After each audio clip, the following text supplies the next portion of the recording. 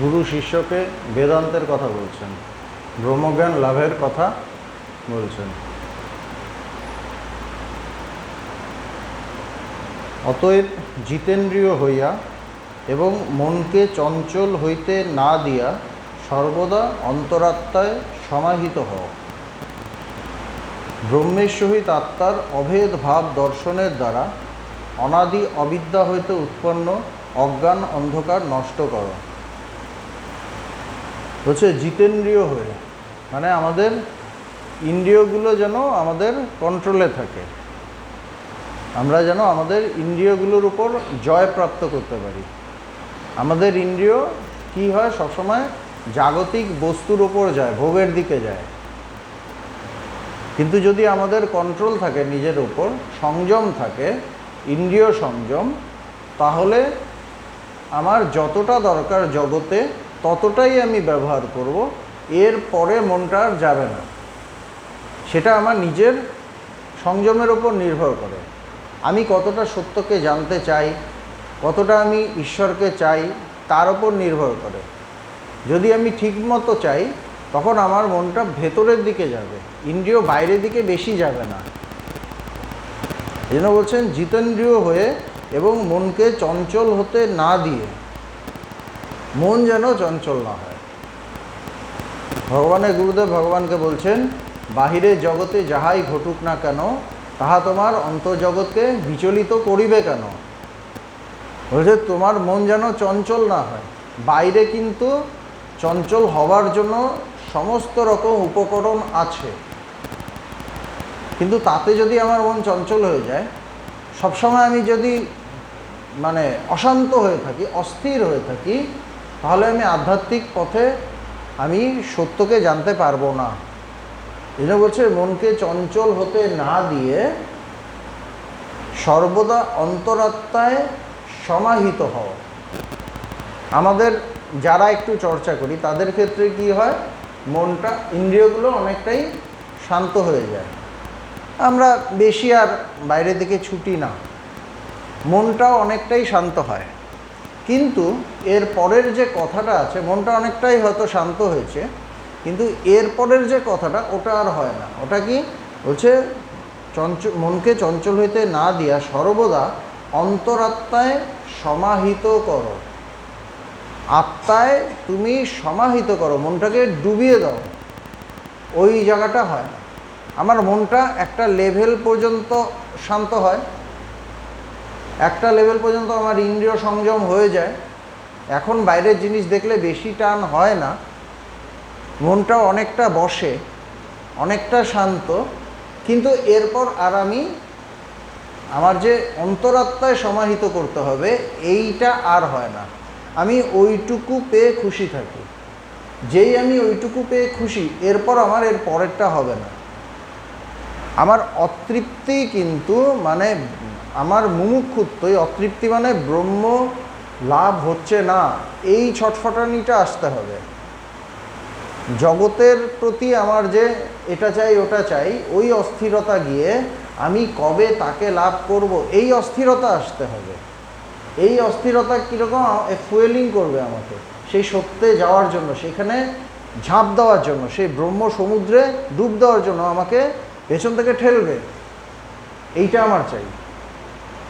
যে আমার তো এখনও জ্ঞান হলো না, আমি তো এখনও তাকে জানলাম না, এই ভাবটা আসতে হবে। এটা যদি না আসে তাহলে হবে না। তো বলছেন অন্তরাত্মায় সমাহিত হও, ব্রহ্মের সহিত আত্মার অভেদ ভাব দর্শনের দ্বারা অনাদি অবিদ্যা হইতে উৎপন্ন অজ্ঞান অন্ধকার নষ্ট করো। ব্রহ্মের সহিত আত্মার মানে আমি যে ব্রহ্ম, এইটা অনুভব করতে হবে। আমি এই শরীর নই, মন নই, আমি আমার ইন্দ্রিয়গুলো নই, আমি আমার চিত্ত নই, আমি আমার অহংকার নই, আমার বুদ্ধি নই। ওং মনোবুদ্ধি অহংকার চিত্তানি নাহম। তারপর লাস্টে বলছে শিবহম শিব। তো ওই আত্মায়, ওই আত্মাই যে আমি, ওই ব্রহ্মই যে আমি, এইটা অনুভব করতে হবে। অভেদ ভাব, দুটোই যে অভেদ, আমি এবং ব্রহ্ম অভেদ, সেই অনুভব করতে হবে। অভেদ ভাব দর্শনের দ্বারা অনাদি অবিদ্যা হইতে উৎপন্ন অজ্ঞান অন্ধকার নষ্ট করো। অনাদি অবিদ্যা, আমাদের অবিদ্যাটা কি? অনাদি। কবে থেকে যে এটা শুরু হয়েছে তার কেউ জানে না। প্রথম থেকে এই অজ্ঞানটা আমার মধ্যে আছে। কবে এই অজ্ঞানের শুরু? এর কোনো শুরু নেই, মানে অনাদি আছেই, কিন্তু তা বলে ওটা যে শেষ হবে না তাও নয়। ওটা শেষ হবে, ওটা জ্ঞানে শেষ হয়ে যায়, জ্ঞানে অজ্ঞানটা নাশ হয়। সুতরাং বলছেন যে এই অনাদি অবিদ্যা হইতে উৎপন্ন অজ্ঞান অন্ধকার নষ্ট করো। এই অবিদ্যা থেকে যে আমাদের মধ্যে অজ্ঞানের অন্ধকার, এটাকে নষ্ট করো এই জ্ঞানের দ্বারা, এই বিদ্যার দ্বারা, এই মানে সমাধিস্থ হয়ে। এছাড়া অন্য কোনো উপায় নেই। আমাকে সত্যকে জানতে গেলে আমাকে সমাধিস্থ হতেই হবে। মনকে একাগ্র করার প্রথম সাধন বাক সংযম। মনকে একাগ্র করার প্রথম সাধন বাক সংযম। উহার অন্যান্য সাধন হইতেছে বিষয়বস্তুর অগ্রহণ বা সঞ্চয়ের অভাব, আশা ত্যাগ, চেষ্টা ত্যাগ এবং সর্বদা নির্জনে বাস। আমার মনকে আমি একাগ্র করব কিভাবে, শান্ত করব কিভাবে? প্রথম হলো বাক সংযম, কথা কম বলো। ওখানে প্রথমেই আমাদের মার্কসটা কেটে যায়। আমাদের ভেতর থেকে যখন মানে বেরোতে থাকে তো বেরোতেই থাকে, ওটাকে আমরা আর বন্ধ করতে পারি না। বাক সংযম একদম পরিষ্কার বলছেন। প্রথম কথা শঙ্করাচার্য বলছেন, প্রথম সাধন। আমি যদি ভাবি আমি খুব কথা বলবো আর আমার মন শান্ত থাকবে, এটা কি আর হয়? আমার চিন্তা ছলকে উঠেই তো কথা হয়ে বেরোয়। আমার চিন্তাটা এরকম উঠে যখন নিজেকে কন্ট্রোল করতে পারে না, সেটা শব্দ হয়ে বেরিয়ে যায়। বাক সংযম। এই জন্য প্রথমেই বলছে কথা থামাও। যে কথা বলতে হয় সেটা বলো, মিনিমাম কথা বলো, কথা শান্ত হও। এই জন্য প্রথম বাক সংযম। তার অন্যান্য সাধন কি? আরও কি সাধন? মনকে আরও কিভাবে আমরা শান্ত করতে পারবো? বিষয়বস্তুর অগ্রহণ বা সঞ্চয়ের অভাব। বিষয়বস্তু যে আসে ওগুলোকে আমরা গ্রহণ করি, সবই গ্রহণ করি। গ্রহণ করা মানে মনের থেকে গ্রহণ করা। একটা জিনিস দেখলাম আমার মনে ফাট করে ধরে গেল, ওটার কথা ভাবছি, মানে আমি ওটাকে গ্রহণ করলাম। আমার কাছে কিন্তু সেটা কেনার ক্ষমতা নেই, কিন্তু আমি ওটার কথা ভাবছি, আমি কিন্তু গ্রহণ করে নিয়েছি। আরেকজনের কেনার ক্ষমতা আছে কিন্তু ওটার কথা ভাবছে না, সে কিন্তু গ্রহণ করেনি। গ্রহণ বর্জন সব কিছু কোথায় হয়? মনে হয় আসলে, বাইরে না। এই জন্য বলছে বিষয়ের অগ্রহণ। বিষয়টাকে গ্রহণ করো না, মনে নিও না। যেটা দরকার করো, যেটা দরকার সেটাকে গ্রহণ করো, যেটা নিয়ে ভাবতে হবে সেটা নিয়ে ভাবো, এর বেশি না। কিন্তু আমরা ভাবি বেশি, অ্যাকচুয়ালি বস্তুটাকে ভোগ করি কম, সেটার কথা ভাবি অনেক বেশি, আর ভাবাতেই আমি বদ্ধ হয়ে যাই। এরা বলছেন যে প্রথম কথা বাক সংযম, দ্বিতীয় কথা বিষয়বস্তুর অগ্রহণ বা সঞ্চয়ের অভাব। আমি সব জমিয়ে রাখছি মানে আমার মনের মধ্যে কিন্তু জমিয়ে রাখছি, এটা ছাড়া চলবে না। যদি কোনো দিন দরকার পড়ে, 5 বছর পর হয়তো ওটা দরকার পড়তে পারে, নাও পড়তে পারে, কিন্তু আমি জমিয়ে রেখে দিয়েছি। আমরা এরকমভাবে জমাতে থাকি, জিনিসপত্র আমি জমাই, কিন্তু আমি বুঝি না আমার মনের মধ্যেই জমাচ্ছি। তো বলছেন বিষয়ের অগ্রহণ। তৃতীয় কি?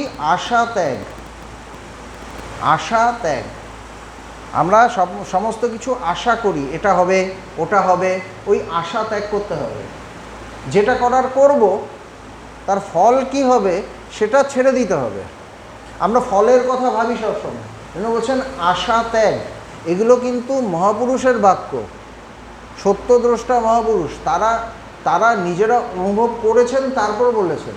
তাদের কিছু কিন্তু আমাদের থেকে পাওয়ার নেই, তারা নিঃস্বার্থভাবে বলছেন, মানুষের প্রতি ভালোবাসায় তারা বলছেন, প্রেমে তারা বলছেন এই কথাগুলো যদি মানি তাহলে কিন্তু আমরা সেই জিনিসটা পাবো, সেই শান্তিটা পাবো। তো বলছেন আশা ত্যাগ, আশা করো না, আশাতেই আমাদের সমস্ত দুঃখ কষ্টের মূল। প্রত্যাশা, ও এরকম করলো, ওর থেকে আশা করেছো কেন? কেন আশা করেছি? আমি তার সাথে যুক্ত, আমি তার প্রতি আসক্ত, যার প্রতি আসক্ত তার থেকে আমি আশা করি। আশা করছো কেন? তুমি তার থেকে যুক্ত, বা তুমি তার জন্য কিছু করেছো, তুমি তার রিটার্নে কিছু চাও, তার মানে আমার ওখানে স্বার্থ যুক্ত, আমার ওখানে স্বার্থও আছে, নাহলে তো আমি কারো থেকে কিছু আশা করব না। তো বলছেন আশা ত্যাগ, চেষ্টা ত্যাগ। আশা থেকে আমাদের চেষ্টা হয়, আমাদের বৃত্তি থেকে আমাদের বাইরের চেষ্টা হয়, হচ্ছে চেষ্টা ত্যাগ। এটা একদম যারা জ্ঞান লাভ করতে চায় তাদের জন্য বলেছেন। কিন্তু যারা গৃহস্থ মানুষ তারা কি এগুলো নিতে পারবে? হ্যাঁ, নিতে পারবে। তাদের চেষ্টা কি? যতটা দরকার মিনিমাম। বাঘ সিংহ যেরকম একটা শিকার করে, একটা হরিণ ধরলো, ধরে কিন্তু রাখলো, তারপর কিন্তু আরেকটা সেদিন আর শিকার করবে না, ওটা খাবে, ওটা হয়তো তার 2-3 দিন কেটে যাবে, তারপর আরেকটার জন্য ছুটবে। কিন্তু আমরা কি করি? আমরা জমাতে থাকি, ভবিষ্যতের কথা ভেবে ভেবে একটার পর একটা করতে থাকি, চেষ্টা করতে থাকি, এটা চাই, ওটা চাই, এটা চাই, ওটা চাই। কিন্তু আমি বুঝি না, আমি বাঘসিংহ যত না বদ্ধ, আমি তার থেকে অনেক বেশি বদ্ধ, অনেক বেশি বদ্ধ। কেননা সবসময় আমি ভাবছি যে আমার কি হবে। তারা কিন্তু অত ভাবে না। একটা নিয়ে এলো, ধরে টরে মুখে করে নিয়ে এলো, ওটাকে খেলো বেশ কিছুদিন ধরে, তারপর আবার তাদের ভেতরে কিন্তু অনেক বেশি আমাদের থেকে নির্লিপ্ততা আছে। আমাদের মতো আসক্ত তারাও নয়, কিন্তু আমরা পারি না। এই জন্য বলছেন চেষ্টা ত্যাগ এবং সর্বদা নির্জনে বাস। এমনি যারা ঘরে থাকেন তাদের জন্য কি?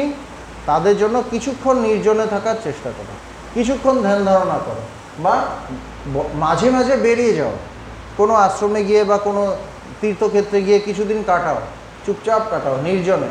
ঠাকুর বলছেন মাঝে মাঝে ধ্যান করবে মনে, বনে এবং কোণে, মাঝে মাঝে নির্জনে চলে যেতে হয়। তো এই জন্য শঙ্করাচার্য বলছেন প্রথম হলো বাক সংযম, কথাবার্তা কমিয়ে আনো। দ্বিতীয় কি? দ্বিতীয় হলো বিষয়বস্তুর অগ্রহণ। তৃতীয় হলো আশা ত্যাগ। চতুর্থ হলো চেষ্টা ত্যাগ। এবং পঞ্চম হলো সর্বদা নির্জনে বাস। এগুলো বলে দিলেন। এগুলো যদি আমি পালন করি, আমি দেখব আমার মনটা আস্তে আস্তে শান্ত হচ্ছে।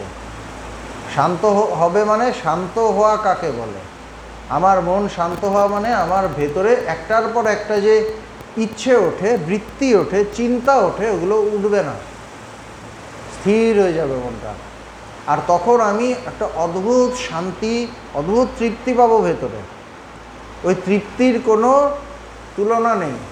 জগতের অনেক বড় বড় জিনিস এনেও ওই তৃপ্তি পাওয়া যাবে না, যেটা ভেতর থেকে পাওয়া যায় ঈশ্বর চিন্তায়, এই চিন্তায় পাওয়া যায়। তো যিনি ব্যাখ্যা করছেন তিনি বলছেন, নানা বিষয়ের আলাপ আলোচনা মনকে বিষয়মুখী ও চঞ্চল করিয়া রাখে। নানা বিষয়ের আলাপ আলোচনা, পাশের বাড়ির ওর সাথে গিয়ে কিছুক্ষণ গেজালাম, ওর বন্ধুর সাথে কিছুক্ষণ আড্ডা মারলাম, তারপর ফোনে কিছুক্ষণ নিয়ে করলাম। এই যে বাইরের সাথে কানেকশন এবং কথাবার্তা, আমি ওকে বলছি, ও কিছু বলছে, ও আরও কিছু আমার মাথায় ঢুকিয়ে দিল। আমার তো এমনি গিজগিজ করছিল, তার মধ্যে আরও কিছু ঢুকলো।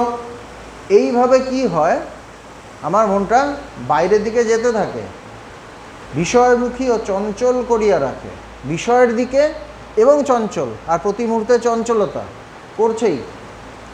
তাই মনকে একাগ্র করার জন্য প্রথম প্রয়োজন বৃথা বাক্যালাপ বর্জন। বৃথা বাক্যালাপ, আমরা প্রচুর কথা বলি, কথা আমাদের শেষ হতে চায় না, একের পর এক বেরোতে থাকে। ভোগ্য বস্তু সমূহ সংগ্রহের বাসনা, সে সকলের অপ্রাপ্তিতে দুঃখ এবং প্রাপ্তির পর সংরক্ষণের চিন্তা মানুষকে আত্মচিন্তার অবসর দেয় না। ভোগ্য বস্তু সমূহের সংগ্রহের বাসনা, আমি একটা জিনিস চাই, আমি চাই একটা বাইক কিনবো, এবার কিভাবে কিনবো এই বাসনা একটা আমার মধ্যে এলো, আমি ওটার কথাই ভাবছি। এইবার যদি আমি দেখি আমার টাকা পয়সা অতটা জোগাড় হচ্ছে না, তখন আমার একটা দুঃখ, নিরাশা, দুঃখ, হলো না, কবে যে হবে, ভাল লাগে না কিছু, তখন সব বাজে, সবাই খারাপ, আলটিমেটলি ভগবানও খারাপ, ওনাকে তো এত ডাকি, এসে যেতে পারে মনের মধ্যে। তো দ্বিতীয় হলো, প্রথমে সে সকলের প্রথমে হলো সংগ্রহের বাসনা, ওটাকে সংগ্রহ করব, কালেক্ট করব। এইবার ওটা যদি না হয় তাহলে অপ্রাপ্তি হচ্ছে, তার জন্য দুঃখ। এবার যদি প্রাপ্তি হয়, এসে গেল, এবার ওটাকে মেনটেনেন্স, তার জন্য দুশ্চিন্তা, ওটাকে কিভাবে রাখবো, ভালোভাবে সাজিয়ে রাখবো, এইভাবে রাখবো, ওইভাবে রাখবো, এইভাবে চালাবো, তখন ওটা নিয়ে আরও আমরা মেতে গেলাম। তো বলছে প্রাপ্তির পর সংরক্ষণের চিন্তা মানুষকে আত্মচিন্তার অবসর দেয় না। মানুষের সবথেকে কাছে, সবথেকে নিকটে যা থাকে তার কথাই ভাবে না, ওই বাইরের ওই জগৎ, ওই জিনিসটার জন্য, ওই জিনিসটার কথা ভাবতে গিয়ে সবথেকে কাছের, সবথেকে তৃপ্তিদায়ক, সবথেকে শান্তি দিতে পারে, অমৃত দিতে পারে, অমরত্ব প্রদান করতে পারে, তার কথাই আমরা ভাবি না, সেই বাইরের জিনিসগুলোর কথা ভাবতে গিয়ে। আমাদের প্রত্যেকের হয়, তাই না? যেমন একটা বাড়িতে মা আছে, তার ছেলে সন্তান বা মেয়ে আছে, সে কিন্তু চায় তার সংসারের লোকেদের সাথে বেশি সময় কাটাবে, স্বামী সন্তান তাদের সাথে কাটাবে। বাইরের লোকের সাথে কথা টথা বললো, চলে এলো, বেশিক্ষণ না, একটু কথা টথা বলে চলে এলো, কিন্তু সময় কাটায় কিন্তু নিজের বাড়ির লোকেদের সাথে, কেননা তারা তার কাছের। তো একই যুক্তিতে, যে আমার সবথেকে কাছের, আমার তো তার সাথে সময় বেশি কাটাতে হয়, আমি কিন্তু তার সাথে সময় কাটাই না। ওই যুক্তি যদি খাটে, তাহলে তো আমার আপনেরও আপন যিনি, আমার অন্তরেরও অন্তরে যিনি আছেন, আমি তো তার সাথে সময় সবথেকে বেশি কাটাবো। ওইখানে কিন্তু আমি এই নিয়মটা পালন করি না। কেউ যদি বাইরে যায়, বাইরের ছেলের সাথে মিশছিস কেন? ইভেন কুকুরকে আমরা বাইরে যেতে দেই না, কুকুরকে পর্যন্ত ঘরে করে রেখে দিই, কিন্তু আমার মন কুকুর প্রতি মুহূর্তে যাচ্ছে আর বাইরের যত আবর্জনা খেয়ে খেয়ে চলে আসছে, আমরা ধরতেও পারি না। মন নামক কুকুর প্রতি মুহূর্তে বাইরে যাচ্ছে, ওটা রাস্তার কুকুরই হয়ে আছে, ওটা আর ঘরের কুকুর হয় না, ওটা বাইরেই ছোটে। এই হলো আমাদের অবস্থা। এই জন্য বলছেন যে ভোগ্য বস্তুসমূহের সংগ্রহের বাসনা, সে সকলে অপ্রাপ্তিতে দুঃখ এবং সেটাকে প্রাপ্তিতে, সেটা সংরক্ষণের চিন্তা আমাদের আর আত্মচিন্তা করতে দেয় না। তাই সাধকের দ্বিতীয় করণীয় হইল দেহ ধারণের জন্য প্রয়োজনীয় বস্তুর অতিরিক্ত কিছু গ্রহণ না করা, দেহ ধারণের জন্য যতটা দরকার ততটা গ্রহণ করা, এর বেশি না, এবং প্রয়োজন অতিরিক্ত বস্তুর প্রাপ্তিতে সে সকলে সংরক্ষণে উদাসীন থাকা। সে বস্তুর প্রাপ্তি এবং সেগুলোর সংরক্ষণে উদাসীন, ওটাকে প্রাপ্তি হবে না বলা হচ্ছে না, বা প্রাপ্ত করবে না বলা হচ্ছে না, কিন্তু উদাসীন থাকো। আমরা উদাসীন থাকতে পারি না, আমার পুরো মনটা ওখানে ঢুকে যায়। অপরিগ্রহ, নিরাশা ও নিরীহা, এই তিন সাধন পরস্পরকে অবলম্বন করিয়া থাকে। তো এই অপরিগ্রহ মানে বাইরের বস্তুকে গ্রহণ না করা, এটাকে বলছে অপরিগ্রহ। তারপর কি নিরাশা, আশা না করা, আর কি চেষ্টা না করা। বলছে এই তিনটা একজন আরেকজনকে ধরে থাকে, একটা থেকে আরেকটা, একটা থেকে আরেকটা, এটা থেকে ওটা হয়, ওটা থেকে এটা হয়। এগুলো প্র্যাকটিস করতে হয়, এগুলো ভেতরে আনার চেষ্টা করতে হয়। কে বলছেন? শঙ্করাচার্য বলছেন, আদি শঙ্করাচার্য। নির্জনবাস ইন্দ্রিয় সংযমের সাধন, দম চিত্ত সংযমের সাধন, সমের দ্বারা অহং বাসনা লয় পায়। বাসনার লয় হইলে সাধকের সর্বদা অখণ্ড ব্রহ্মানন্দ রসের অনুভূতি হইতে থাকে। এই হেতু সর্বদা চিত্ত নিরোধের জন্য যত্নশীল হওয়া মননশীল সাধকের কর্তব্য। বলছে কি, প্রথম নির্জনবাস ইন্দ্রিয় সংযমের সাধন। আমি যদি নির্জনে থাকি একটু, আমার অটোমেটিক ইন্দ্রিয় সংযম হয়ে যায়, তাই না? এবার রাস্তায় ঘুরতে বেরোলাম, বড় বড়, তখনই মনে হয় সাউথ সিটির দিকে তাকাবো, ওখানে কী আছে, নতুন নতুন কী প্রোডাক্ট এলো, অটোমেটিক ভেতরে। আমি যদি ঘরে বসে থাকতাম অতটা হতো না। তো বলছে নির্জনবাস। কেন বললেন যে নির্জনবাস ইন্দ্রিয় সংযমের সাধন? সে তার মানে ওই 1200 বছর আগেও এরকম হতো, একই সমস্যা হতো, তিনি ফেস করেছেন, তিনি মানুষকে ওই রকম অবস্থায় পড়তে দেখেছেন, সেই জন্যই বলছেন। তখনও মানুষের একই রকম বহির্মুখী মন ছিল, তখনও মানুষের একইভাবে বেরোতো, অনেক কিছু সাজানো থাকতো, এটা কিনতো ওটা কিনতো, একইভাবে হতো। সাউথ সিটি নাও থাকতে পারে, অন্য কোনো সিটি থাকতো, তাই না? তো বলছে নির্জনবাস ইন্দ্রিয় সংযমের সাধন, যতটা দরকার বেরোনোর ততটা বেরো, বাকি সময় ঘরে থাকো, কিছু ক্ষতি হবে না। দম চিত্ত সংযমের সাধন, তো আমাদের ইন্দ্রিয়কে এই যে টেনে আনা ভেতরে, এটাতে কি হবে? আমার চিত্তটা আস্তে আস্তে সংযম হবে, সাধন হয়ে, মানে চিত্তটা সংযম হবে, শান্ত হবে। আমার ইন্দ্রিয়কে যদি কন্ট্রোল করে নিতে পারি, আমার চিত্ত শান্ত হয়ে যাবে।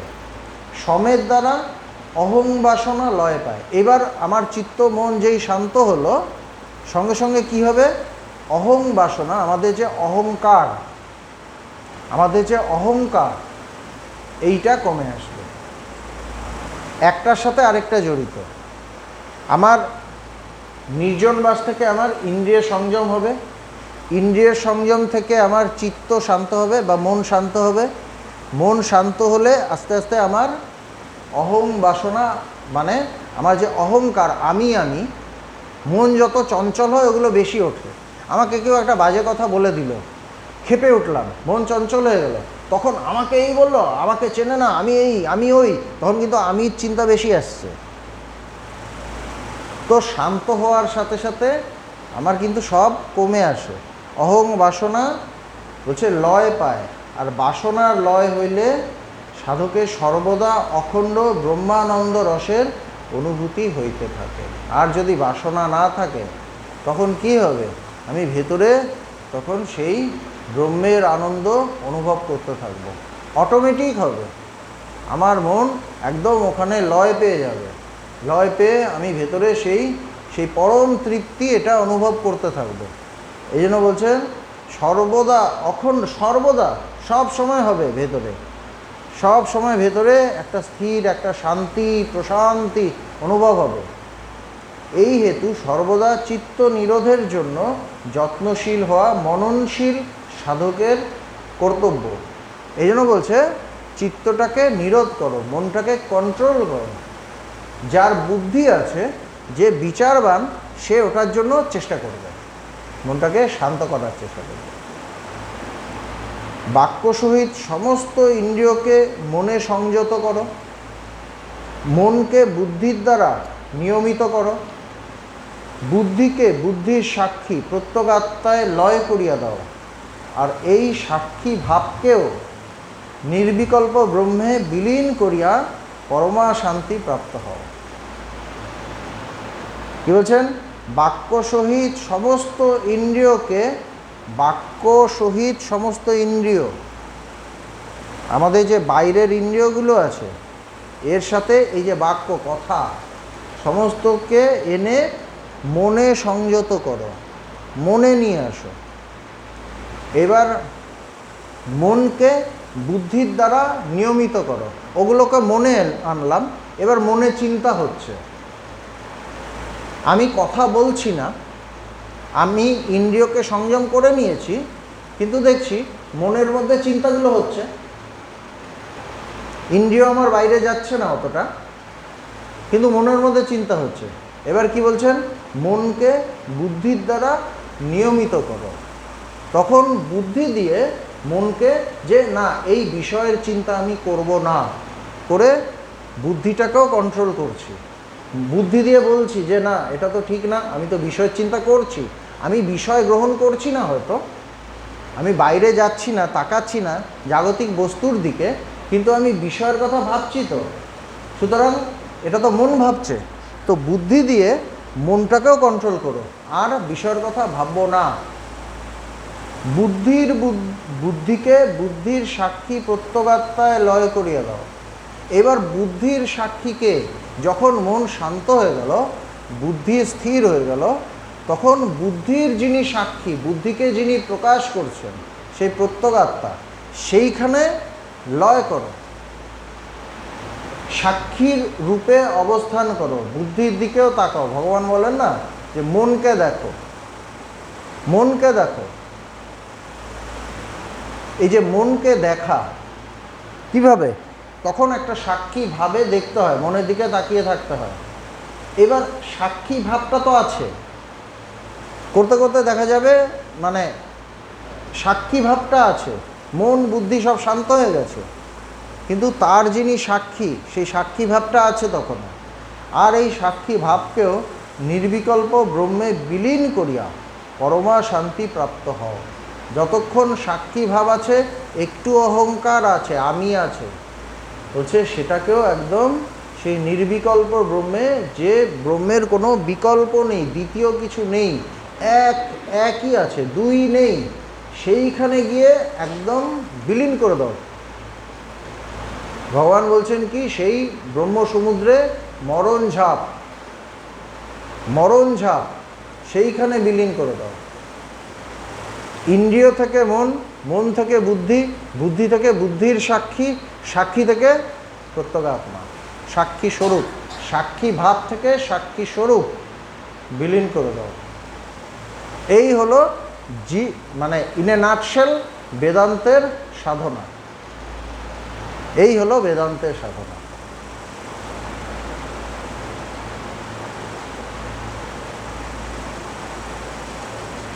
প্রাজ্ঞ ব্যক্তি বাগীন্দ্রিয়ের সহিত সকল ইন্দ্রিয়কে মনে লয় করিবেন।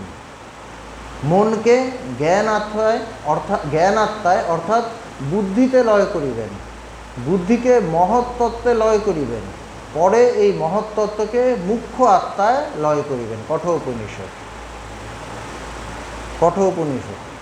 এই কথাটাকেই আরেকটা ভাবে বলছেন, আরেকভাবে আরও অন্য টার্ম দিয়ে বলছেন যে প্রাজ্ঞ ব্যক্তি, যে বিচার করতে পারে, যার একটু জাগতিক মানে একটু বুদ্ধি আছে, বেদান্তের বুদ্ধি, যে সত্যি সত্যি মুমুক্ষু, তাকে বলা হচ্ছে প্রাজ্ঞ। যে সত্যি সত্যি জানতে চায়, বুঝতে চায়, অনুভব করতে চায়, সত্যকে বোধ করতে চায়, বলছে প্রাজ্ঞ ব্যক্তি বাগেন্দ্রিয়ের সহিত সকল ইন্দ্রিয়কে মনে লয় করিবেন, মনে নিয়ে আসবে, মনকে জ্ঞানাত্মায় অর্থাৎ বুদ্ধিতে লয় করবে। মনকে বুদ্ধি যে ডিসিশন দেয়, বুদ্ধিটা অনেক স্থির, মন থেকে অনেক বেশি স্থির। মনে প্রতি মুহূর্তে চঞ্চলতা, বুদ্ধি একটা ডিসিশন দেয়, একটা সিদ্ধান্ত দেয়। একটা দলের মধ্যে অনেকেই লাফালাফি করে, এই করব ওই করব, তার মধ্যে যে নেতা, সে বলে না এটা করব, তাকে দেখা যায় অন্যদের থেকে অনেকটা তুলনায় শান্ত। তো মনের হাজার চঞ্চলতা, হাজার বৃত্তির মধ্যে যে বুদ্ধি বৃত্তি, সেটা অনেকটাই স্থির।